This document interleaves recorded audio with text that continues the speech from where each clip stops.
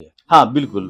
पाँचों तत्वों को समायोजन करते हुए आपको अपने प्रवेश द्वार का निर्माण करना चाहिए। प्रवेश द्वार जो है, वो बाहर की तरफ ना खुले, पल्ला अंदर की तरफ खुले। 2 मुरली को लेकर के आपस में क्रॉस करके पीले धागे से बाँध करके भी हम दरवाजे के ऊपर डालते हैं। ध्यान देना है कि काँटे वाले नहीं होने चाहिए। द्वार मेरा अगर पश्चिम दिशा में है, तो वो अगर पूरे लोहे का है तो बहुत अच्छा है। मित्रों नमस्कार, मैं हूं राकेश कुमार। आप देख रहे हैं मत अभिमत का विशेष पॉडकास्ट अलौकिक अध्यात्म। आज फिर हमारे साथ हैं प्रसिद्ध वास्तुविद इंजीनियर आर.के. सिंह, जो आर्किटेक्चर और इंटीरियर डिजाइनिंग का जो उत्तर बिहार का प्रतिष्ठित संस्थान है वास्तु की, उसके निदेशक हैं। साथ ही कैम्ब्रिज इंटरनेशनल एकेडमी के निदेशक। तो सर, सबसे पहले आपका स्वागत। और पीछे भी हम लोग कई पॉडकास्ट कर चुके हैं सर के साथ। तो इस संदर्भ में कई तरह के प्रश्न आए और खासकर प्रवेश द्वार को लेकर तमाम तरह की बातें मित्रों ने पूछी है, और भी क्वेश्चन है, उस पर भी आएंगे। लेकिन आज शुरुआत करते हैं प्रवेश द्वार से। तो सर, प्रवेश द्वार कैसा होना चाहिए? पहला प्रश्न तो ये। प्रवेश द्वार देखिए कि किसी भी मकान का वास्तु के हिसाब से देखें तो वो ऊर्जा का प्रवेश करने का जो रास्ता है, उसका वो मुख्य प्रवेश द्वार होता है। यानी कि उसी के द्वारा हमारी जो सकारात्मक ऊर्जा है, वो मकान में प्रवेश करती है। मतलब जिस तरह हम घर में प्रवेश करते हैं, उसी तरह सकारात्मक ऊर्जा या जो भी एनर्जी है, वो घर में प्रवेश करती है प्रवेश द्वार से। हाँ, आप इसको देखिए कि ब्रह्मांड जो है ये 5 तत्वों से बना हुआ है। बिल्कुल। और उसी 5 तत्व से हमारा ये शरीर भी बना है। और मकान में भी जब हम वास्तु को अगर लेके देखते हैं तो उसी 5 तत्वों का एक समायोजन होता है कि कैसे कौन सा तत्व कहाँ पे रहना चाहिए, जिससे कि आपकी वास्तु अच्छी हो सके। तो मुख्य प्रवेश ऐसा होना चाहिए जहाँ से आपकी जो 5 जो पंच तत्व है, उसका प्रवेश अच्छे से हो और उसका वहाँ पे एक ऐसा हो जो 5 तत्वों को आकर्षित कर सके। तो सर, कहने का मतलब कि 5 तत्व जिससे ब्रह्मांड बना है, व्यक्ति बना है, या हर चीज 5 तत्वों से बना है, तो उन 5 तत्व को ध्यान में रखते हुए प्रवेश द्वार का निर्माण करना चाहिए। हाँ, बिल्कुल।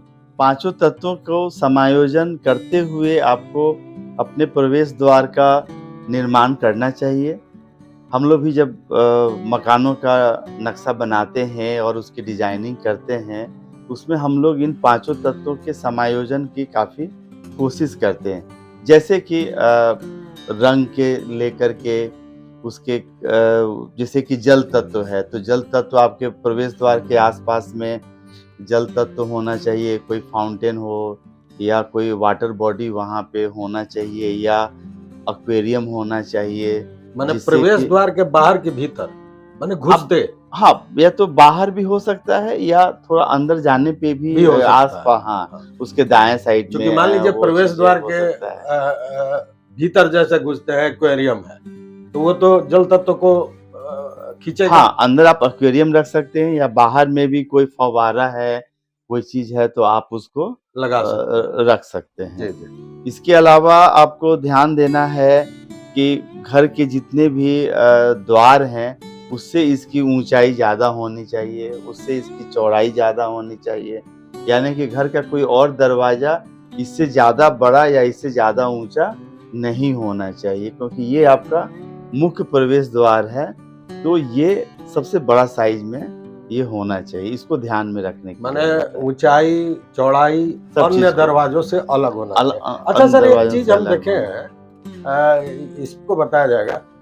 चूंकि हम अपने एक मित्र के यहाँ गए तो देखे कि बहुत, मतलब वो उत्साह से बता रहे थे कि राकेश जी देखिए, ये हम हैंडल लाए हैं।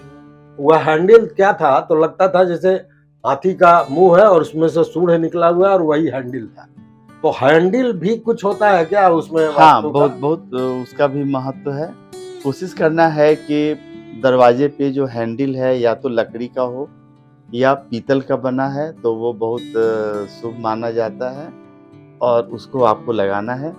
एक और चीज़ ध्यान देना है कि दरवाज़ा जो मुख्य प्रवेश द्वार है, जब वो अंदर की तरफ से खुल रहा है, अगर एक पल्ले का है तो वो दाएँ की तरफ में खुले, वो ज़्यादा शुभ माना जाता है। यानी घड़ी की जो सुई जो घूमती है, उसके दिशा में आपका मुख्य प्रवेश द्वार जो है वो खुलनी चाहिए, पहला। दूसरा ये ध्यान देना है कि मुख्य प्रवेश द्वार जो है, वो बाहर की तरफ ना खुले, पल्ला अंदर की तरफ खुले। मतलब घर के भीतर की तरफ, घर के अंदर में आकर के अंदर वो की तरफ पल्ला घुले। खुले। अच्छा। हाँ। अभी आप एक बात बोले हैं सर कि पीतल का होना चाहिए।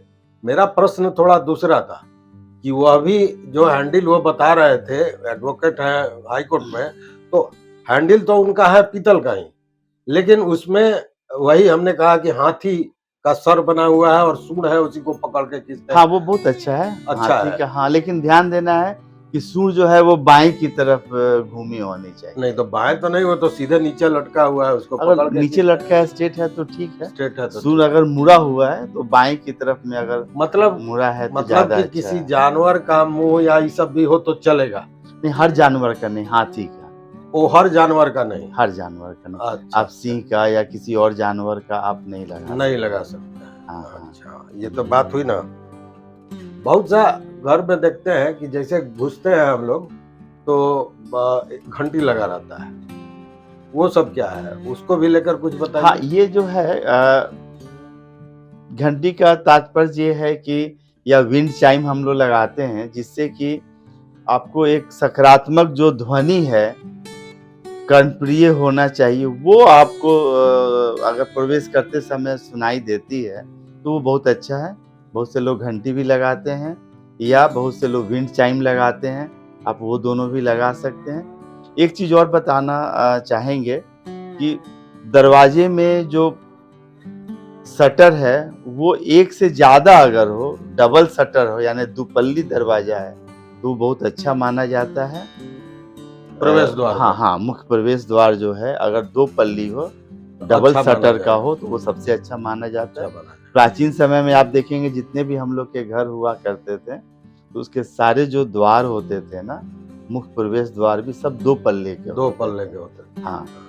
लेकिन अगर एक पल्ला भी अगर रखने की आवश्यकता अगर है, तो वो घड़ी की सुई के दिशा में अंदर की तरफ अच्छा खुलनी सर, चाहिए। उसको ध्यान में ये रखने जो की घंटी ज़रूरत की है। बात आपने कही, तो जैसे हम ओम का उच्चारण करते हैं तो एक वाइब्रेशन पैदा होता है, और वो वाइब्रेशन या बौद्ध धर्म में देखा जाएगा कि घंटा बजाया जाता है, और उस घंटा में भी इस तरह का रहता है कि वो जो गूंज है, वो वाइब्रेशन है, कितने देर तक चलता है और उसी का सकारात्मक प्रभाव पड़ता है। मतलब ये उसी से जुड़ा हुआ, ध्वनि तरंग से जुड़ा हुआ बिल्कुल, ये बिल्कुल, चीज है। बिल्कुल। हाँ, आपको वो एक साउंड वाइब्रेशंस जो है, हाँ। वो आपको मिलनी चाहिए मुख्य प्रवेश द्वार में जब आप प्रवेश करते हैं, तो वो एक अच्छी हाँ, तो चीज़ है। बताया जाता है कि वातावरण को स्वच्छ भी करता है, बैक्टीरिया को भी मारता है, हाँ, तमाम तरह की बिल्कुल। बातें आती हैं। जी, अच्छा, जी, जी। और ये मुख्य द्वार को, और जैसे बहुत जगह देखते हैं ओम का या स्वस्तिक का चित्र वगैरह लोग बनाए रहते हैं, उसका हाँ, क्या वो है? आप जो प्रतीक चिन्ह होता है, हम लोग के सनातन धर्म में प्रतीक चिन्हों का बहुत महत्व है। जैसे स्वस्तिक का है, ओम का है, तो ये सब चीज़ों को हम दरवाजे के ऊपर में इसको लगा सकते हैं, या बांसुरी मुरली जो होता है, 2 मुरली को लेकर के आपस में क्रॉस करके पीले धागे से बांध करके भी हम दरवाजे के ऊपर डालते हैं, तो एक बहुत सकारात्मक ऊर्जा आती है। बांसुरी नहीं देना है, बांसुरी का एक मुँह चपटा होता है, एक मुँह गोला होता है। मुरली उसके दोनों मुँह दोनों मुंह गोले बराबर होते हैं। होता हाँ, है। तो मुरली 2 मुरली को लेकर के समान साइज़ का, समान कलर का, और उसको ऐसे क्रॉस करते हुए उसमें पीला धागा बांध करके उसको दरवाजे के ऊपर में अगर हम लोग लटका देते हैं, तो उससे बहुत सकारात्मक ऊर्जा जो है, वो हमको आती है। अच्छा सर, आपसे एक, मैंने बहुत दिन से मेरे दिमाग में बात थी व्यूअर्स भी कई लोगों ने पूछा है, नेपाल वगैरह में हम लोग जाते हैं तो देखते हैं कि जैसे दरवाजे पर जाएंगे तो देखेंगे कि दरवाजे के दोनों तरफ वो पीतल का या मिट्टी का कलश रखते हैं, उसमें पानी रहता है और थोड़ा फूल डाला रहता है। ये नेपाल में तो खासकर हर जगह।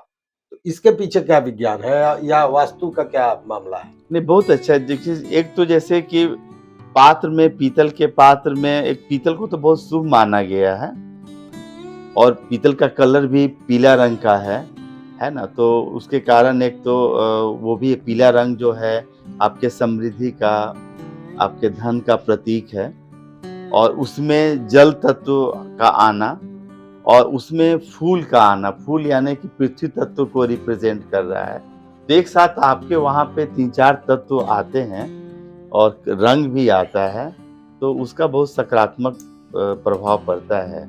उसको रखना चाहिए, वो हम लोग ने काफ़ी मतलब उसके पीछे यही विज्ञान है। हाँ। लेकिन हम लोग चूंकि वहाँ के लोगों से हमने पूछा, वो लोग बहुत बता नहीं पाए, क्योंकि एक परंपरा है चली आ रही है, लोग निर्माण कर रहे हैं, लेकिन जिसने इस परंपरा का संपादन किया होगा, शुरुआत किया होगा, वो तो समझ रहे थे इसके पीछे क्या मामला है।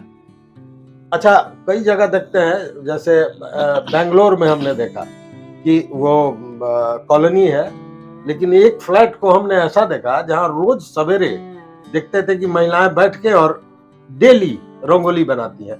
और सर मैं क्या बताऊं, लगता था जैसे मशीन बना रहा हो, 5 मिनट में रंगोली बना के वो निकल जाती, लेकिन डेली बनाती थी।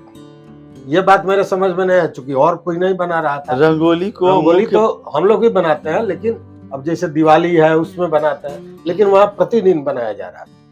इसके पीछे क्या है वास्तु का? रंगोली को बहुत शुभ माना गया है, क्योंकि बहुत सारे एक वृत्ताकार आकार में होते हैं और बहुत सारे कलर्स, बहुत सारे उसमें शेप्स बने रहते हैं और जो गोला जो शेप है वो अर्थ को रिप्रेजेंट करता है, पूरे पृथ्वी को वो रिप्रेजेंट्स करता है और अलग-अलग रंग जो होते हैं, तो रंगोली को बहुत हम लोग के सनातन में काफ़ी शुभ माना गया है और मुख्य प्रवेश के सामने में अगर हम इसको बनाते हैं, एक तो है कि आप प्रतिदिन इसको बनाएँ या बना हुआ जो कोई पोस्टर्स है या टाइल्स में बना हुआ है, आप वो भी लगा सकते हैं, तो वो भी काफ़ी शुभ है। आप इसको इस्तेमाल कर सकते हैं मुख्य प्रवेश के सामने में, ये बहुत अच्छा माना जाएगा। प्रवेश द्वार के सामने क्या रखें, क्या न रखें?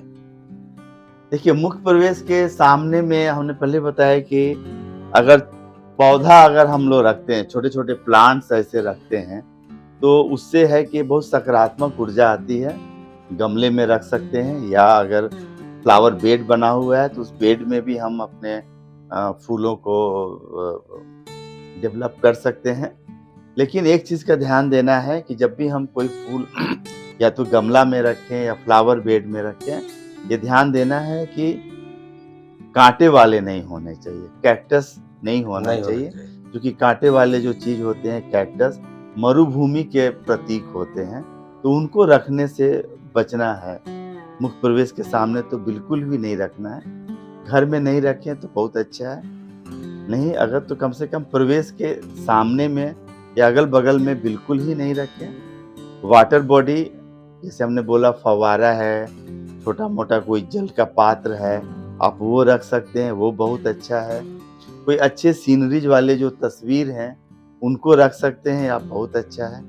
एक चीज़ आप और कर सकते हैं कि घर के अंदर जैसे ही हम प्रवेश करते हैं, तो सामने में अगल-बगल के किसी भी दीवाल पे एक परिवार का एक फैमिली फ़ोटो जिसमें कि सारे लोग बहुत खुश दिखते हों, हैप्पीनेस वहाँ से दिखता हो, सब हैप्पी मूड में हों, वो लगाएँ, वो बहुत अच्छा रहेगा। क्योंकि जैसे ही आप बाहर से प्रवेश करते हैं, अपने घर के लोगों को हँसता-मुस्कुराता देखते हैं, आपको बहुत अच्छा लगता है और आपको सब लोगों की याद भी आती है, आप सबको रिमेंबर करते हैं। कोई ज़रूरी नहीं हो कि घर के सभी सदस्य हमेशा घर में रह रहे हों, कोई अपने काज के कारण घर के बाहर भी उनकी यात्रा होती है, कोई दूसरे शहर में भी अपने काम के कारण रह रहे होते हैं। लेकिन जैसे ही आप प्रवेश करते हैं और उनकी तस्वीर हँसता-मुस्कुराता दिखता है घर के सारे सदस्यों की, तो आपको ये ऊर्जावान करता है। सबसे बेहतर तो यही आपने बताया सर। हाँ। कि घर में घुसे और पूरे फैमिली का प्रसन्न मुद्रा में चित्र हो, तो सारे देख के सदस्यों का। एकाएक ऐसे भी आप प्रसन्न हो जाएंगे। हाँ, और सबकी आप सबको एक तरह से आप मेमोराइज भी कर मेमोराइज लेते कर हैं। रहे हैं। हाँ, हाँ, बिल्कुल बिल्कुल। बिल्कुल। तो ये सर, आप करें, बिल्कुल अच्छा है। और सर आपको मैं बताऊं कि पहले हम लोग का उम्र ऐसा है कि पुरानी दुनिया को भी देखे हैं, नई दुनिया को भी हाँ, देख लेकिन रहे हैं। एक चीज है, उस तस्वीर को उत्तर के दीवार पे ना लगाएं। आप दक्षिण के दीवार में लगाएं, पूरब में लगाएं, पश्चिम में लगाएं, उत्तर के दीवार में नहीं लगाएं। उत्तर का जो दीवार होता है, उसमें जब आप कोई तस्वीर लगाते हैं तो उनका मुख दक्षिण के तरफ हो जाता है। दक्षिण यानी काल का स्थान।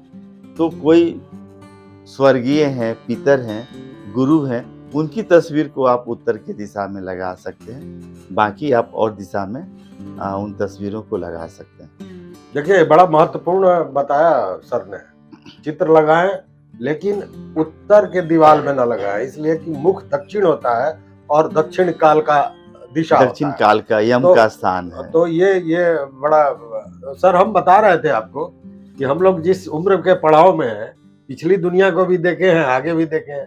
पहले भी जब गांव वगैरह में हम लोग जाते थे तो आंगन तो मिट्टी का हुआ करता था, तो पूरा साफ सुथरा रहता था, आदमी चप्पल खोल के भीतर जाता था। अब भी वही चीज है। अब शहर में टाइल्स लग गया है, मोज़ेक हो गया है, या तमाम तरह की चीजें लग गई हैं, तो चप्पल लोग खोलते हैं।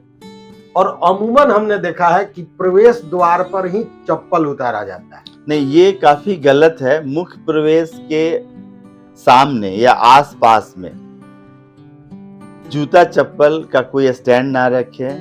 अगर जूता चप्पल रखना है तो थोड़ी दूरी पे रखे, क्योंकि जूता से एक नकारात्मक ऊर्जा आपके प्रवेश द्वार के पास मौजूद होती है या प्रवेश करती है, तो उसको रखने से बचना है।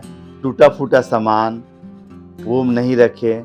काले रंग की कोई चीज़ या डार्क कलर का कोई चीज़ वहाँ पे नहीं रखें, वो उनसे हम लोग को बचना है। इवन कि प्रवेश द्वार के आसपास में जो है उसको काले रंग से, ये गहरे पीला रंग, ये सब जो ऑरेंज कलर, ये सब नहीं रखें। उनका कलर अगर रखना है मुख्य प्रवेश द्वार का, तो हल्का पीला रंग इस्तेमाल करें, वो काफ़ी शुभ माना जाता है। या लकड़ी का नेचुरल कलर, वो भी बहुत अच्छा माना जाता है। और अगर लकड़ी का दरवाजा बना रहे हैं, सागवान की लकड़ी अगर है, उससे बना हुआ आपका मुख्य प्रवेश द्वार है तो बहुत अच्छा है। अगर सागवान की लकड़ी से नहीं कर रहे हैं तो आप शीशम की लकड़ी का भी इस्तेमाल कर सकते हैं। अगर दक्षिण दिशा का प्रवेश द्वार हो, तब कुछ विशेष सावधानियां रखनी पड़ती है क्या? हाँ, दक्षिण दिशा का अगर हम लोगों का मुख्य प्रवेश द्वार अगर दक्षिण दिशा में बना रहे हैं, तो ध्यान देना है कि वो जो प्रवेश द्वार बने, लोहा और लकड़ी दोनों का सम्मिश्रण हो उस दरवाजे में। लोहा और लकड़ी दोनों का सम्मिश्रण हो, वो आपको ज़्यादा करने की ज़रूरत है। बल्कि लोहा की मात्रा थोड़ा ज़्यादा हो तो वो ज़्यादा अच्छा है। दूसरा, उसको लाल रंग या पीला रंग का दरवाजा हो तो बहुत अच्छा है। और एक और चीज़ करें कि उसका जो फ्लोर मैट आता है वो दरवाजे की चौड़ाई का ही हो और लाल रंग का रखने की कोशिश करें, उससे आपकी वास्तु बहुत अच्छी होगी। एक और चीज़ आप कर सकते हैं, पीतल का ट्रायंगल बना हुआ शेप, उसको भी अपने दरवाजा के निकलते समय आप उसको अपने दाएं साइड में, दरवाजा के दाएं साइड में निकलते समय हाँ, आप उसको वहां पे लगा सकते हैं। मतलब प्रवेश द्वार। अच्छा, अभी जैसे एक बात तो आपने बताया कि लकड़ी और लोहे का प्रयोग होना चाहिए दक्षिण दिशा में, अगर प्रवेश द्वार है तो, जिसमें लकड़ी की मात्रा ज्यादा होनी चाहिए। नहीं, लकड़ी की मात्रा कम होनी चाहिए, लोहे की मात्रा ज्यादा होनी चाहिए। उसी तरह से अगर, वही मैं चाह रहा हूँ कि और दिशा के लिए भी बता दें। हाँ, पूरब दिशा से अगर प्रवेश कर रहे हैं तो वो पूर्णतः लकड़ी का ही बना हुआ दरवाजा होना चाहिए। पश्चिम दिशा से अगर द्वार मेरा अगर पश्चिम दिशा में है तो वो अगर पूरे लोहे का है तो बहुत अच्छा है, और नहीं तो लोहे की मात्रा ज़्यादा हो, लकड़ी की मात्रा थोड़ी कम होनी चाहिए। और उत्तर दिशा में अगर प्रवेश द्वार हो तो कोशिश करें कि या तो एल्युमिनियम का बना हुआ दरवाज़ा है और नहीं तो लकड़ी का बना हुआ दरवाज़ा। स्टील भी तो हो सकता है। उत्तर दिशा में स्टील बहुत अच्छा। स्टील मतलब लोहा नहीं, आजकल जो हाँ, सिल्वर कलर का सिल्वर जो, कलर, हाँ, आप वो यूज़ कर वो सकते यूज हैं। हो सकता है। हाँ, स्टेनलेस स्टील जिसको बोलते हैं। स्टेनलेस स्टील, हाँ, आप उसका इस्तेमाल कर सकते उसका हैं। इस्तेमाल कर सकते हैं जी हाँ, उत्तर दिशा में। उत्तर दिशा और में। बाकी में तो आपने बताया लकड़ी और हाँ, लोहा का जो कॉम्बिनेशन है उसी हिसाब से हाँ, आप करना है। उसको इस्तेमाल कर सकते हैं। ठीक है। तो कहने का मतलब यह है कि मुख्य द्वार से संबंधित आज बातें हुई। इससे संबंधित और कोई प्रश्न आपका हो तो आप जरूर पूछिएगा, उसका जवाब हम आर.के. सिंह साहब से लेकर और फिर आपको देंगे, बताएंगे अगले पॉडकास्ट में।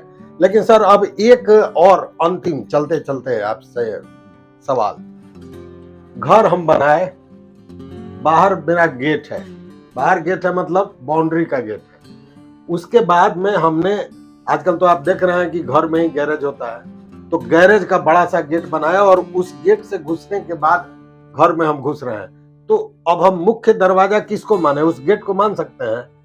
हाँ, मुख्य गेट, आप जो कैंपस का मेन गेट है, हाँ, वो आपका देखिए यहाँ पे प्रवेश द्वार मतलब 2 हुआ। हाँ, हमने पिछले बार ही बताया था कि वास्तु 3 स्तर पे काम करती है। एक मेजर वास्तु यानी जो जिसमें प्लॉट की वास्तु होती है, दूसरी एक मकान की अपनी जो उसके अंदर में मकान बना है उसकी वास्तु, और एक फिर इंटीरियर हुआ यानी कि हर कमरे में जब आप प्रवेश करते हैं तो उस उसका कमरे का जो प्रवेश द्वार होता है उसकी एक अलग वास्तु होती है। उसमें हम लोग फिर बाद में आएंगे। अभी हम लोग भवन की जो मुख्य वास्तु है उस पे हम लोग बात कर रहे हैं। जी हाँ। तो मित्रों आप समझ गए होंगे प्रवेश द्वार कितना महत्वपूर्ण है। अगर आप बेहतर वास्तु के साथ रहना चाहते हैं, और जब बेहतर वास्तु होगा तो पंचतत्व का सही समावेश होगा, और पंचतत्व जब सही समावेश होगा तो केवल सकारात्मक ऊर्जा आपके घर में, सकारात्मक एनर्जी आपके पास मिलेगी और जीवन सुख समृद्धि से परिपूर्ण होगा। तो इसी के साथ इस पॉडकास्ट को यही समाप्त करते हैं। आपका जो भी प्रश्न होगा आप पूछेंगे, हमारे कमेंट बॉक्स में मेरा व्हाट्सएप नंबर भी है और उसका समाधान बताया जाएगा। इसके अलावा भी वास्तु से जुड़ा हुआ कोई भी अगर आपके दिमाग में शक हो, कोई परेशानी हो तो निश्चित रूप से बतावें। और सर ने तो पिछली बार बताया भी था कि अगर वैसा हो तो घर का आप बाज़ाब्ता नक्शा का फोटो खींच के व्हाट्सएप पर डालेंगे और आपकी जो परेशानियां होंगी उसका निदान मिलेगा। तो सर बहुत बहुत धन्यवाद समय देने के लिए।